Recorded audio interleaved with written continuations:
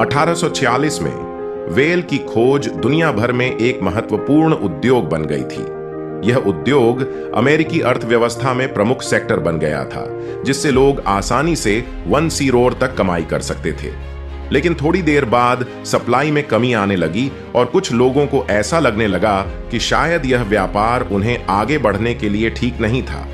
जलवायु परिवर्तन में व्हेल की शिकार का योगदान कैसे हुआ और क्यों हुआ? वैज्ञानिकों को चिंता है कि व्हेल की मात्रा में कमी होने से जलवायु परिवर्तन और भी बढ़ सकता है। आप यह सोच रहे हैं कि अगर हमने कभी व्हेल की शिकार शुरू ही नहीं की होती तो हमारी पृथ्वी बहुत अधिक स्वस्थ हो सकती थी।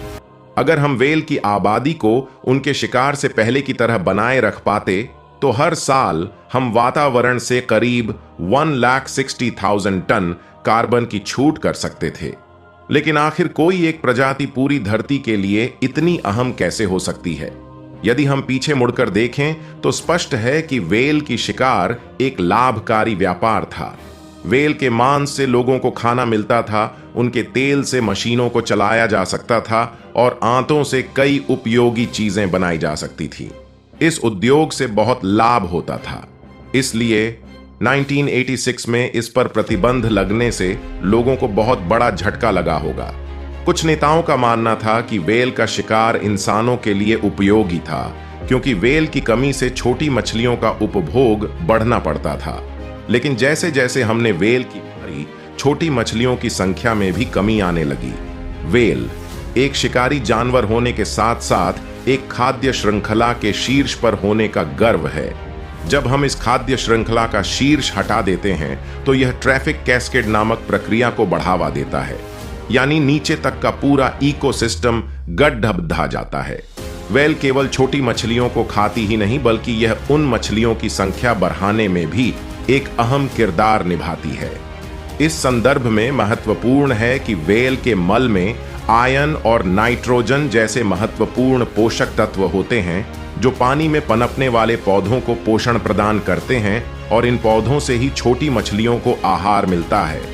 जब व्हेल समुद्र की गहराई से ऊपर आती है तो वह पौधों को साथ ले आती है, जहां उन्हें सूरज की किरणें मिलती हैं, जिससे वे अपनी संख्या बढ़ाते हैं। जितने अधिक ऐसे पौधे होंगे हमारे पानी में, हम सबके लिए वहीं काफी बेहतर होगा। ये पौधे सिर्फ समुद्री जीवों को ही नहीं खिलाते, बल्कि वे वातावरण से कार्बन डाइऑक्साइड को भी अवशोषित करते हैं और अपने मरने के बाद लंबे समय तक उसे समुद्र की गहराई में समा देते हैं। लेकिन कार्बन की कमी सिर्फ वहां से ही नहीं होती, इससे हमारे पानी में भी प्रभाव होता है। व्हेल सीधे तौर पर भी हमारे वातावरण को साफ रखने में योगदान देती है। यह अपने अंदर भारी मात्रा में कार्बन को स्टोर करती है और मरने पर यह सारा कार्बन समुद्र के सबसे निचले हिस्से में अपने साथ ले जाती है। अगर ऐसा ना होता तो यह सारा कार्बन वातावरण में मिल जाता और ग्लोबल वार्मिंग को बढ़ाता। इस तथ्य को ध्यान में रखते हुए स्पष्ट है कि व्हेल जैसे बड़े जीव हमारी पृथ्वी के लिए कितने महत्वपूर्ण होते हैं, और यदि हमने इन्हें दशकों से मारना नहीं बंद किया होता तो आज हमारी धरती कितनी सुंदर और समृद्धशाली होती। आज के दौर में कुछ देशों को छोड़कर हर जगह व्हेल के शिकार पर बैन है।